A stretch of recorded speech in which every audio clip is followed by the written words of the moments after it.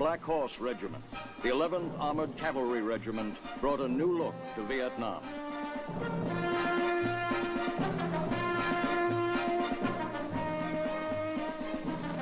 The natural barriers and unfriendly terrain in Vietnam make it tough for today's modern machines of war. But surprisingly, American mechanized units have surmounted these obstacles through ingenuity and sheer determination.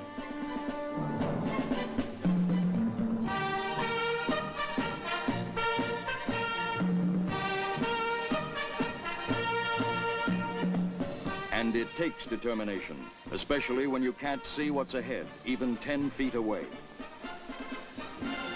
A jungle might seem like a strange place for armored vehicles that can cover hundreds of miles per day in open country.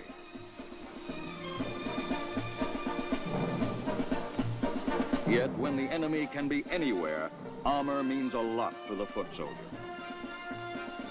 Armor helps the soldier beat a path. Armor means firepower, that extra wallop that keeps the enemy from concentrating his forces.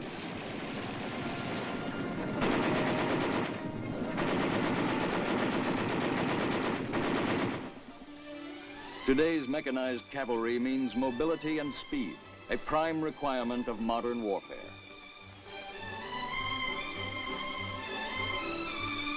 Since their arrival in Vietnam, the cavalry troopers of the Black Horse Regiment have built a proud record of accomplishment while fulfilling their military missions.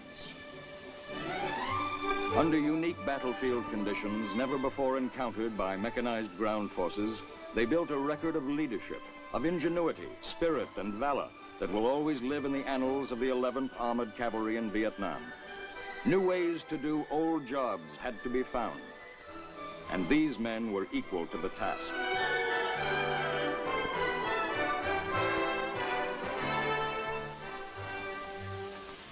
The 3rd Corps area where the regiment was assigned contains the capital of South Vietnam, Saigon, important cities such as Binh Hoa, and the Rice Bowl provinces.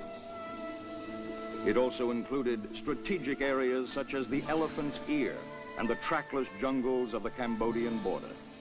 As an independent force in this vital area, the 11th Armored Cavalry gave needed support to elements of U.S. and Allied forces.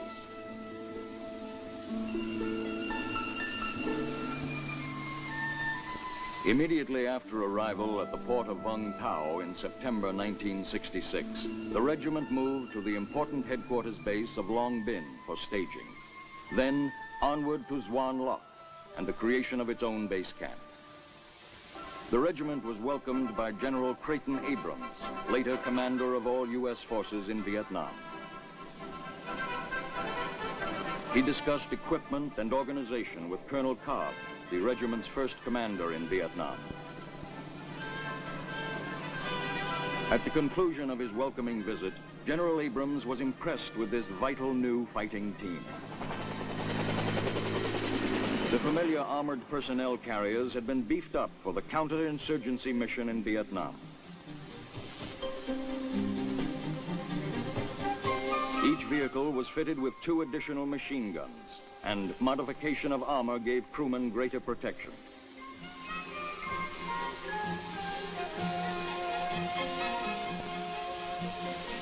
The crew of 5 men included the vehicle commander, driver, grenadier, and gunners.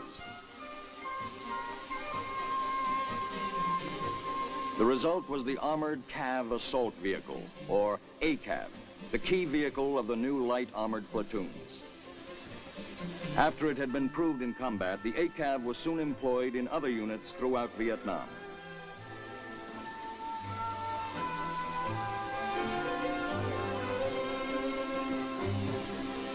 Heavier armor, typified by the M48 tank, provided each squadron with a big punch.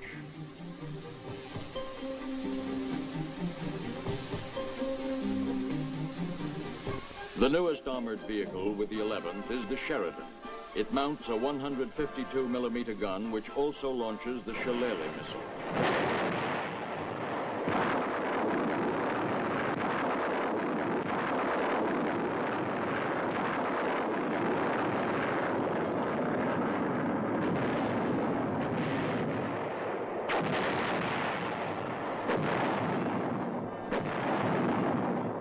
self-propelled artillery was also part of the squadrons and was assigned to individual units in whatever mix the commander required.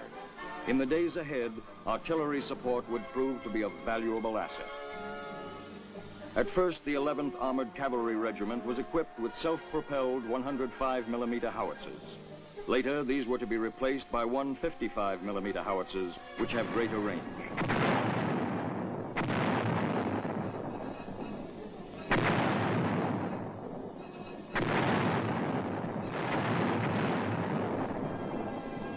The regiment became a completely mobile reconnaissance and striking force. They became the only freewheeling armored unit of its kind in combat in Vietnam.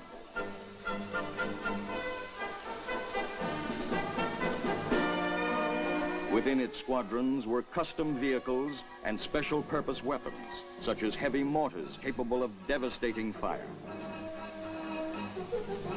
and highly trained mobile advisory scouts. A Thunder Horse troop of air cavalry. Within 3 weeks of arrival, units of the 11th had met the enemy, beginning with a fight for the regiment's line of communication. The Viet Cong had plenty of warning as the long lines of armor rolled down the roads and into the northern sector of the Corps area. Friendly observers reported the enemy was rising to the bait, preparing ambushes. In Operation Atlanta, the men of the 11th routed the ambushes with overwhelming firepower, taking a heavy toll in enemy dead and captured.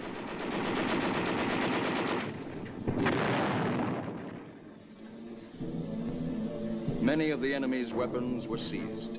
Best of all, the Viet Cong learned respect for the regiment at the outset.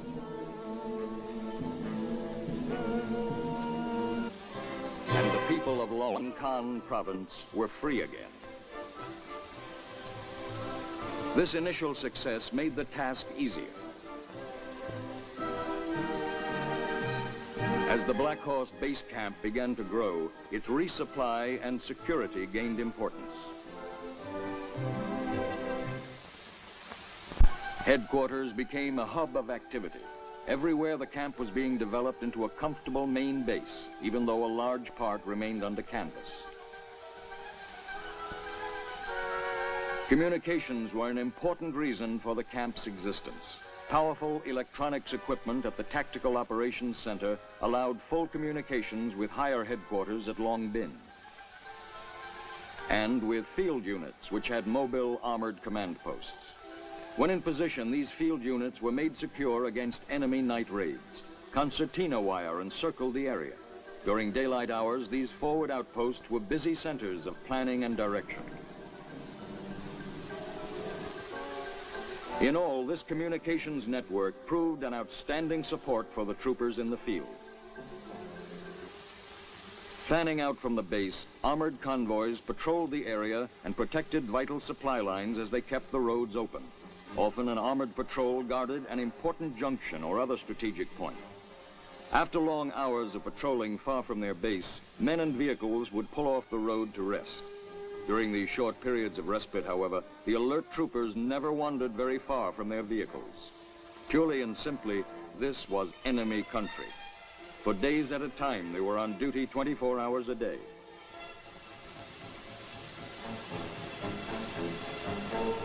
But they never dropped their guard, and it was mighty hard for Charlie to disturb the peace.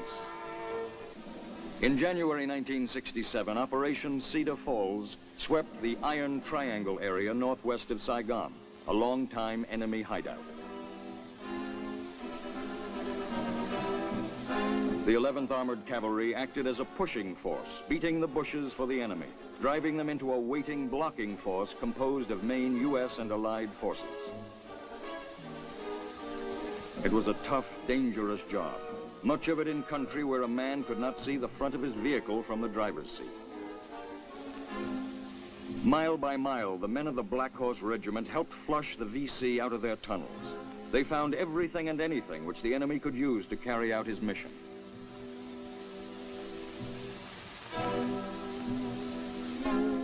No road was safe from VC booby traps. Here, a hole to trap our vehicles with a path left for the enemy to use. The answer to this one, beat a new path and move on. The operation was an unqualified success. Documents captured from the enemy attested to the hardships they had suffered as the armored units closed in. Then came the Rice Bowl country. In the Vodot region, the men of the Black Horse helped keep the fields and the roads free, so the crop would be safe from seizure by the Viet Cong. Also, the presence of armored units kept the peace and kept the enemy from intimidating the villagers.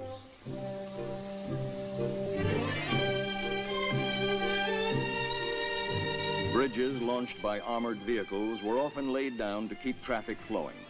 Flash flooding of small streams washed away the crude, locally built bridges, and buses were unable to make their scheduled destinations. The military bridges helped speed them on their way.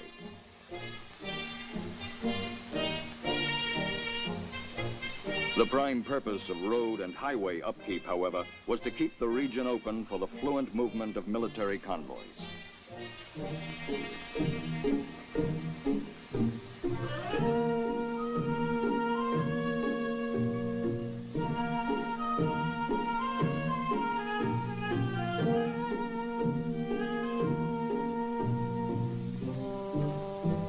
Here in the Vodot region, this scissors bridge was a useful complement to the regiment's armored strength.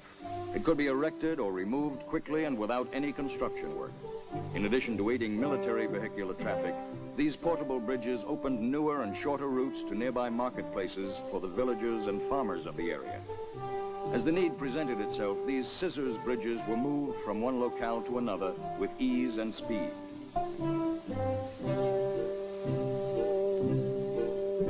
In the province of Tai Ninh, along the Cambodian border in the country called the Elephant's Ear, units of the 11th penetrated into terrain previously considered too rough for vehicles.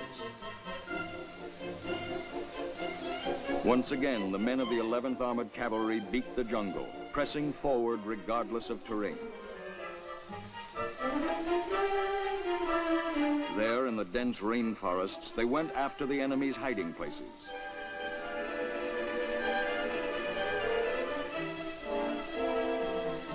And the enemy was there.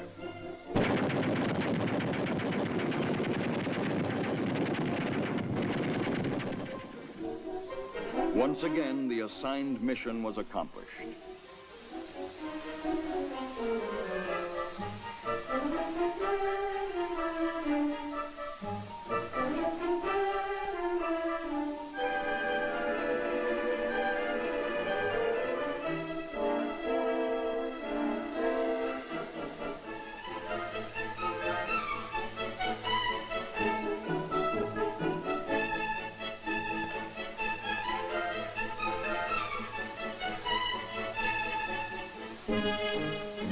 In Operation Junction City, a sweep through Tai Ninh and War Zone C during July 1967, roam plows cleared the jungle along the roadsides. Military convoys and the South Vietnamese people could use the roads in greater safety. From the air, it was now possible to spot any Viet Cong activity near these vital roadways. Tanks were used to keep the roads open at strategic points, firing to keep the enemy off balance.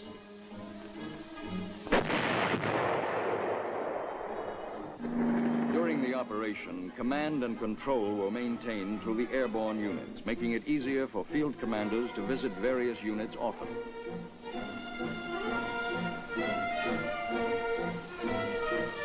The air cavalry troop of the regiment, known as Thunder Horse, had its own helicopter gunships and transports. Forward air controllers performed effective liaison between the Air Force and our armored units. By August 1967, Black Horse Base Camp was well established and offered the returning troopers many of the comforts of home.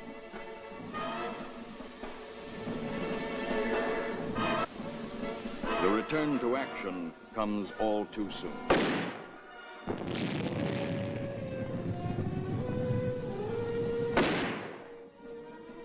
With with the almost unbelievable complication of trying to fight a war in which both friends and enemies might be found in the same general area, extreme accuracy is a must when firing heavy weapons. Special weapons like this 4.2-inch mortar mounted in carriers provide additional fire support to the squadrons.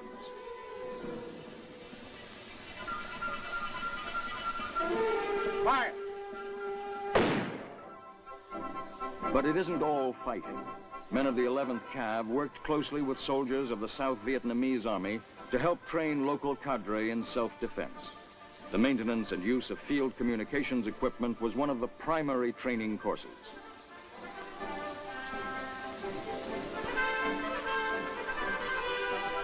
Other instruction included weapons, such as the carbine.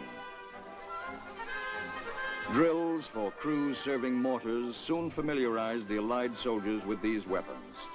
And as we worked with them, the Arvin soldiers gained confidence.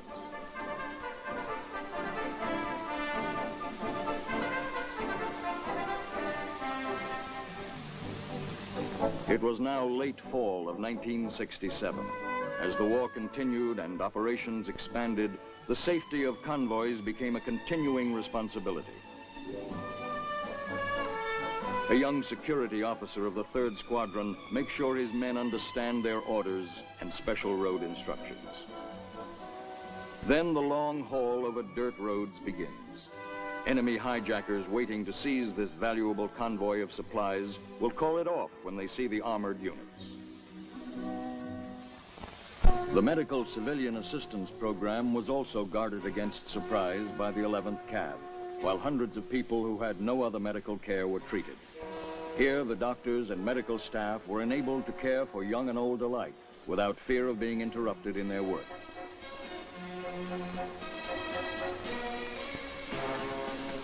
In Operation Santa Fe, the 11th worked with the Australians who learned to use the American equipment. The Aussies handled the American armor like veterans.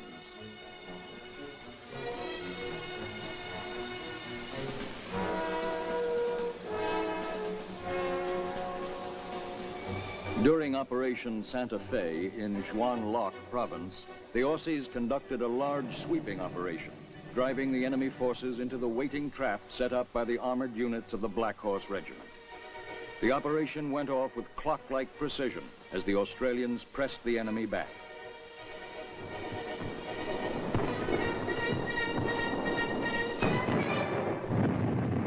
Armored flamethrowers were used to clear tree lines and suspected enemy positions.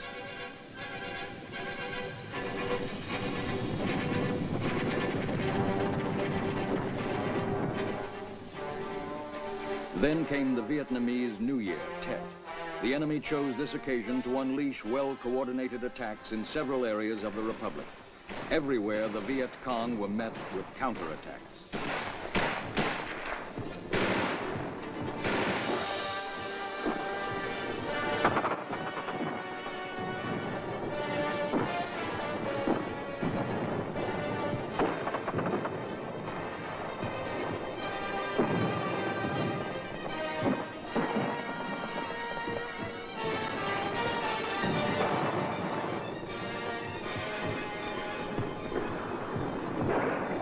Striking treacherously where least expected, the Viet Cong brought the war to the cities of South Vietnam. Gunfire roared in the streets and panic spread throughout the population.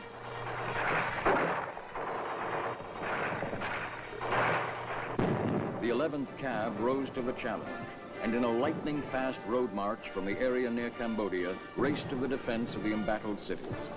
There they supported the Arvin troops, cutting off enemy escape routes. The city of Bin Hoa was secured by the armored assault of the 3rd Squadron, in which the enemy was routed in house-to-house fighting. The 11th was also sent to the defense of the capital, Saigon.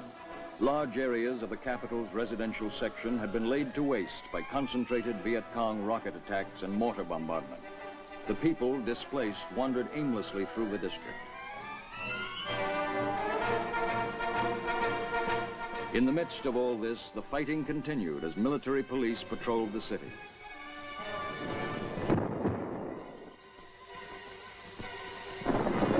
Day and night, in the alleys and in the streets, the relentless hunt for Charlie carried the armored cavalrymen into every nook and cranny of the capital. The enemy was forced to give ground with appalling losses.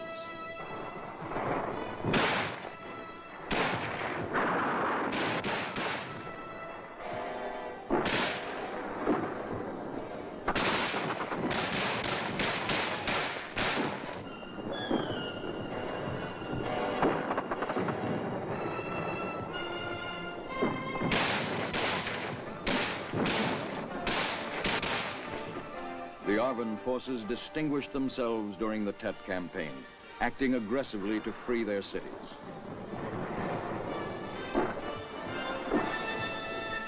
Wherever they went, they were solidly backed by armor, often that of the 11th Armored Cavalry or their own armor. A few days after the initial attacks, the Arvin began to retake and free the cities.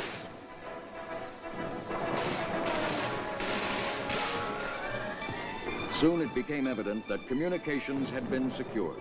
The bridges remained open. Once again, traffic began to flow with armored vehicles everywhere.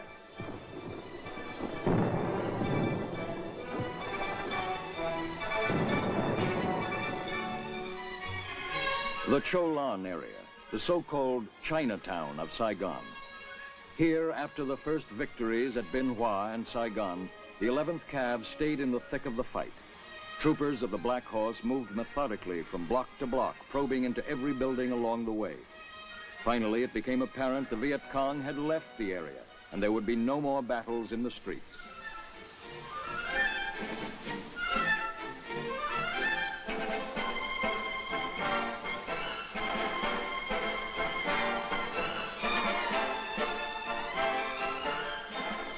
As the cities were pacified and the people could begin to pick up the blasted pieces of their lives, the Valorous Unit Award was granted to the 11th Armored Cavalry Regiment by the Secretary of the Army. In part, it said, the 11th Armored Cavalry Regiment was a major factor in eliminating the enemy threat. The men of the regiment displayed extraordinary heroism and devotion to duty, which are in keeping with the highest traditions of the military service. And so the tide of Tet was quickly turned from threat to opportunity as the Allied forces launched crushing blows against the enemy in the 3rd Corps area. Wherever Viet Cong underground fortifications were discovered, they were blown sky high.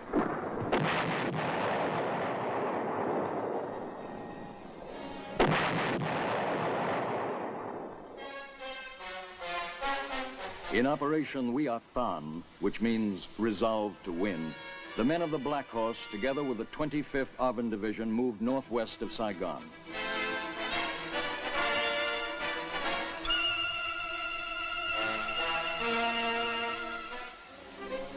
The Arvin troops, with confidence, went in after the enemy. Here the tanks and ACAVs maneuvered like cavalry and did so for 41 straight days, supporting the Arvin troops wherever they went.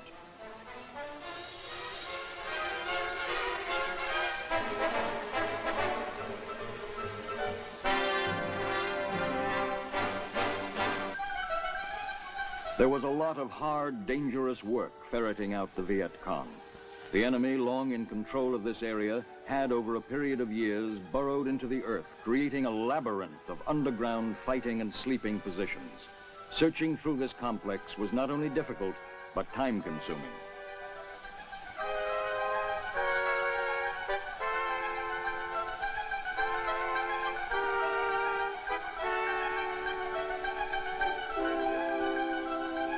In every way, the Black Horse Regiment had earned its spurs.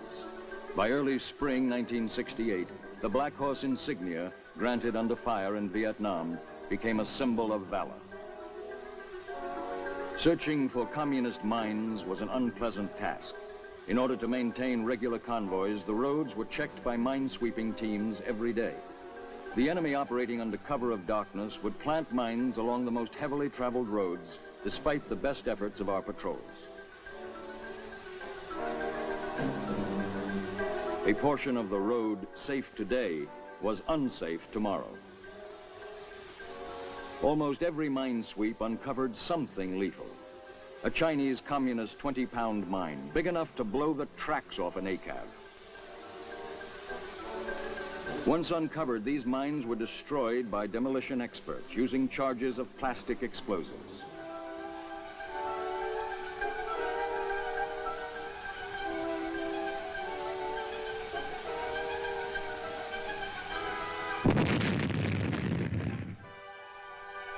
For these men, this is the daily war, the no-headline war of nerve-wracking uncertainty, of constant plodding and searching where every footstep may lead to injury or death.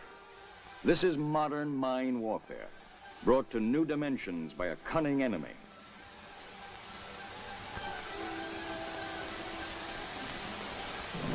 Despite everything, however, the 11th Armored Cavalry continues to forge ahead.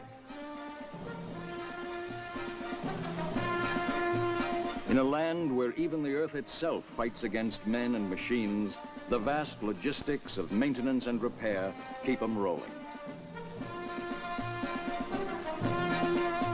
In the open country,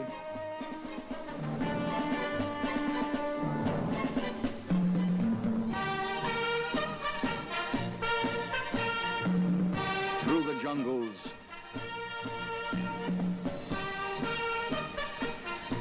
and in the cities.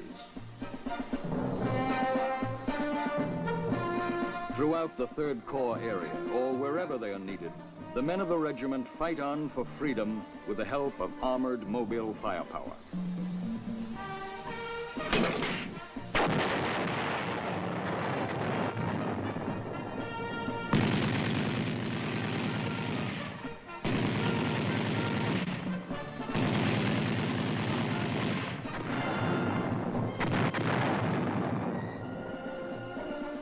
These are the men who proudly wear the insignia of the 11th Armored Cavalry Regiment in Vietnam. Symbol of valor, the Black Horse patch.